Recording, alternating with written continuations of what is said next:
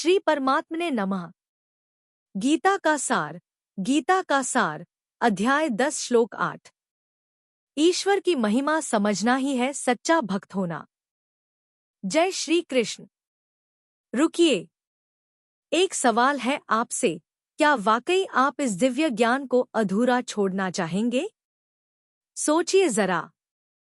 जब किसी को प्रभु की वाणी सुनने का सौभाग्य मिलता है, तो क्या वह यूं ही जाने दिया जाता है? अगर आप अब तक सुन रहे हैं, तो समझ लीजिए, ये कोई संयोग नहीं, ये प्रभु की विशेष कृपा है। आपके कानों तक जो शब्द पहुंच रहे हैं, वो सिर्फ आवाज नहीं, वो उस परम शक्ति का संदेश है, जो आपको कुछ कहना चाहती है। हम तो बस एक जरिया हैं, असली संदेशवाहक तो वही हैं। तो बताइए, क्या आप इस अनमोल अवसर को अधूरा छोड़ना चाहेंगे या अंत तक साथ चलेंगे? पिछले श्लोक में हमने जाना कि जो व्यक्ति भगवान को तत्व से जानता है, वही वास्तविक भक्ति और ज्ञान प्राप्त करता है। टुडेज इंट्रोडक्शन, श्लोक 8 उदास स्माइली। श्लोक 10.8 अहं सर्वस्य प्रभवो मत्तः सर्वं प्रवर्तते इति मत्वा भजन्ते मां बुधा भाव समन्विताः। अनुवाद, मैं ही समस्त जगत का मूल कारण हूँ, मुझसे ही सब कुछ उत्पन्न होता है। यह जानकर ज्ञानी भक्तजन पूर्ण भाव से मेरी भक्ति करते हैं। श्री हरि बोलो। ग्रंथराज श्रीमद् भगवद गीता जी की जय। गीता सुगीता कर्तव्या किमन्यः शास्त्र विस्तरया या स्वयं पद्मनाभस्य मुख पद्माद्विनीयः श्रिता। अथ ध्यानम्। शांताकारं भुजग शयनं पद्मनाभं सुरेशं विश्व आधारं गगन सदृशं मेघवर्णं शुभांगम। लक्ष्मीकांत कमल नयन योगिभिः ध्यान गम्यं वंदे विष्णु भव भयहरं सर्व लोकैकनाथम्। यं ब्रह्मा वरुणेन्द्र रुद्रमृतः स्तुन्वन्ति दिव्यैः स्तवैर्वेदैः सांग पद क्रमोपनिषदे गायन्ति यं सामगाः। ध्यान अवस्थित तद्गतेन मनसा पश्यन्ति यं योगिनो यस्यान्तं न विदुः सुर असुरगणा देवाय तस्मै नमः। वसुदेव सुतं देव कंस चाणूर मर्दनम देवकी परमानंदम कृष्ण वंदे जगद्गुरुम। अपने बुद्धिमान अनन्य प्रेमी भक्तों के भजन का प्रकार। श्लोक 8। अह सर्वस्य प्रभवो मत्तः सर्वं प्रवर्तते इति मत्वा भजन्ते मां बुधा भाव समन्विता। उच्चारण की विधि। अहम सर्वस्य प्रभवः मत्तः सर्वं प्रवर्तते इति मत्वा भजन्ते माम बुधाः भाव समन्विता। 8। शब्दार्थ। अहम अर्थात मैं, वासुदेव ही, सर्वस्य अर्थात संपूर्ण जगत की, प्रभवः अर्थात उत्पत्ति का कारण हूँ, और मत्तः अर्थात मुझसे ही, सर्वम अर्थात सब जगत, प्रवर्तते अर्थात चेष्टा करता है, इति अर्थात इस प्रकार, मत्वा अर्थात समझकर, भाव समन्विता अर्थात भाव समन्विता अर्थात श्रद्धा और भक्ति से युक्त, बुधा अर्थात बुद्धिमान भक्तजन, माम अर्थात मुझ परमेश्वर को, ही, भजन्ते अर्थात निरंतर भजते हैं। अर्थ। मैं वासुदेव ही संपूर्ण जगत की उत्पत्ति का कारण हूँ और मुझसे ही सब जगत चेष्टा करता है। इस प्रकार समझकर श्रद्धा और भक्ति से युक्त बुद्धिमान भक्तजन मुझ परमेश्वर को ही निरंतर भजते हैं। 8। व्याख्या। पूर्व श्लोक की बात ही इस श्लोक में कही गई है। अह सर्वस्य प्रभवः में सर्वस्य भगवान की विभूति है, अर्थात देखने, सुनने, समझने में जो कुछ आ रहा है, वह सबकी सब भगवान की विभूति ही है। मत्तः सर्वं प्रवर्तते में मत्तः भगवान का योग, प्रभाव है, जिससे सभी विभूतियां प्रकट होती हैं। 7वें, 8वें और 9वें अध्याय में जो कुछ कहा गया है, वह सबका सब इस श्लोक के पूर्वार्ध में आ गया है। अह सर्वस्य प्रभवः मानस, नादज, बिंदुज, उद्भिज, जरायुज, अंडज, स्वेदज अर्थात जड़ चेतन, स्थावर जंगम यावन मात्र जितने प्राणी पैदा होते हैं, उन सब की उत्पत्ति के मूल में परमपिता परमेश्वर के रूप में मैं ही हूँ। जैसे 7वें अध्याय के 6ठे श्लोक में भगवान ने अपने को अपरा और परा प्रकृति का कारण बताया है, और 14वें अध्याय के 4थे श्लोक में अपने को बीज प्रदान करने वाला पिता बताया है, ऐसे ही यहाँ भगवान ने अपने को सबका उत्पादक बताया है। यहाँ प्रभव का तात्पर्य है कि मैं सबका अभिन्न निमित्तोपादान कारण हूँ, अर्थात स्वयं मैं ही सृष्टि रूप से प्रकट हुआ हूँ। मत्तः सर्वं प्रवर्तते, संसार में उत्पत्ति, स्थिति, प्रलय, पालन, संरक्षण आदि जितनी भी चेष्टाएं होती हैं, जितने भी कार्य होते हैं, वे सब मेरे से ही होते हैं। मूल में उनको सत्ता स्फूर्ति आदि जो कुछ मिलता है वह सब मेरे से ही मिलता है। जैसे बिजली की शक्ति से सब कार्य होते हैं, ऐसे ही संसार में जितनी क्रियाएं होती हैं उन सबका मूल कारण मैं ही हूं। अह सर्वस्य प्रभवो मत्तः सर्वं प्रवर्तते कहने का तात्पर्य है कि साधक की दृष्टि प्राणी मात्र के भाव, आचरण, क्रिया आदि की तरफ न जाकर उन सबके मूल में स्थित भगवान की तरफ ही जानी चाहिए। कार्य, कारण, भाव, क्रिया, वस्तु, पदार्थ, व्यक्ति आदि के मूल में जो तत्व है उसकी तरफ ही भक्तों की दृष्टि रहनी चाहिए। 7वें अध्याय के 7वें तथा 12वें श्लोक में और 10वें अध्याय के 5वें और इस 8वें श्लोक में मत्तः पद बार बार कहने का तात्पर्य है कि ये भाव, क्रिया, व्यक्ति आदि सब भगवान से ही पैदा होते हैं, भगवान में ही स्थित रहते हैं और भगवान में लीन हो जाते हैं। अतः तत्व से सब कुछ भगवत स्वरूप ही है, इस बात को जान ले अथवा मान ले तो भगवान के साथ अविकंप, कभी विचलित न किया जाने वाला योग अर्थात संबंध हो जाएगा। यहाँ सर्वस्य और सर्वम 2 बार सर्व पद देने का तात्पर्य है कि भगवान के सिवाय इस सृष्टि का न कोई उत्पादक है और न कोई संचालक है। इस सृष्टि के उत्पादक और संचालक केवल भगवान ही हैं। इति मत्वा भाव समन्विता, भगवान से ही सब संसार की उत्पत्ति होती है और सारे संसार को सत्ता स्फूर्ति भगवान से ही मिलती है, अर्थात स्थूल, सूक्ष्म और कारण रूप से सब कुछ भगवान ही है। ऐसा जो दृढ़ता से मान लेते हैं वे भगवान ही सर्वोपरि हैं। भगवान के समान कोई हुआ नहीं, है नहीं, होगा नहीं तथा होना संभव भी नहीं, ऐसे सर्वोच्च भाव से युक्त हो जाते हैं। इस प्रकार जब उनकी महत्व बुद्धि केवल भगवान में हो जाती है तो फिर उनका आकर्षण, श्रद्धा, विश्वास, प्रेम आदि सब भगवान में ही हो जाते हैं।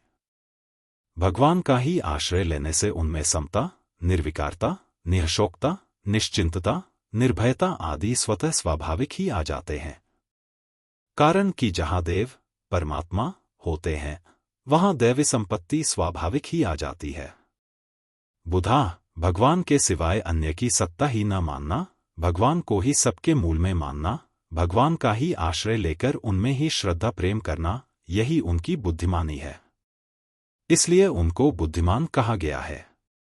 इसी बात को आगे 15वें अध्याय के 18वें 19वें श्लोकों में कहा है कि जो मेरे को क्षर, संसार मात्र से अतीत और अक्षर, जीवात्मा से उत्तम जानता है वह सर्ववित है और सर्वभाव से मेरा ही भजन करता है। माम भजन्ते, भगवान के नाम का जप कीर्तन करना, भगवान के रूप का चिंतन ध्यान करना, भगवान की कथा सुनना, भगवत संबंधी ग्रंथों, गीता, रामायण, भागवत आदि का पठन पाठन करना सबके सब भजन है। परंतु असली भजन तो वह है जिसमें हृदय भगवान की तरफ ही खिंच जाता है, केवल भगवान ही प्यारे लगते हैं, भगवान की विस्मृति चुभती है, बुरी लगती है। इस प्रकार भगवान में तल्लीन होना ही असली भजन है। विशेष बात, सबके मूल में परमात्मा है और परमात्मा से ही वस्तु, व्यक्ति, पदार्थ, घटना आदि सबको सत्ता स्फूर्ति मिलती है। ऐसा ज्ञान होना परमात्मा प्राप्ति चाहने वाले सभी साधकों के लिए बहुत आवश्यक है। कारण कि जब सबके मूल में परमात्मा ही है तब साधक का लक्ष्य भी परमात्मा की तरफ ही होना चाहिए। उस परमात्मा की तरफ लक्ष्य कराने में ही संपूर्ण विभूतियों और योग के ज्ञान का तात्पर्य है। यही बात गीता में जगह बताई गई है, जैसे जिससे संपूर्ण प्राणियों की प्रवृत्ति होती है और जिससे संपूर्ण संसार व्याप्त है, उस परमात्मा का अपने कर्तव्य कर्मों के द्वारा पूजन करना चाहिए। 18वें अध्याय का 46वां श्लोक, जो संपूर्ण प्राणियों के हृदय में विराजमान है और जो सब प्राणियों को प्रेरणा देता है, उस परमात्मा की सर्वभाव से शरण जाना चाहिए। 18वें अध्याय का 61वां श्लोक इत्यादि। कर्मयोग, ज्ञानयोग और भक्तियोग ये साधन तो अपनी अपनी रुचि के अनुसार भिन्न भिन्न हो सकते हैं, पर उपर्युक्त ज्ञान सभी साधकों के लिए बहुत ही आवश्यक है। परिशिष्ट भाव लोग रुपयों को इसलिए बहुत महत्व देते हैं कि उनसे सब वस्तुएं मिल सकती हैं। रुपयों से तो वस्तुएं मिलती हैं, पैदा नहीं होती, पर भगवान से संपूर्ण वस्तुएं पैदा भी होती हैं और मिलती भी हैं। इस प्रकार जो भगवान के महत्व को जान लेते हैं, वे तुच्छ रुपयों के लोभ में न फंसकर भगवान के ही भजन में लग जाते हैं। स सर्वविद भजती मां सर्वभाविन भारत, गीता 15:19। भगवान कहते हैं कि पदार्थ और व्यक्ति भी मेरे से होते हैं, अह सर्वस्य प्रभव, और क्रियाएं भी मेरे से होती हैं, मत्तः सर्वं प्रवर्तते। परंतु जीव पदार्थों और क्रियाओं से संबंध जोड़कर, उनको अपना मानकर, उनका भोक्ता और कर्ता बनकर बंध जाता है।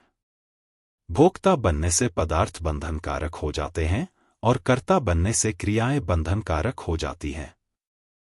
अगर जीव भोक्ता और कर्ता न बने तो बंधन है ही नहीं।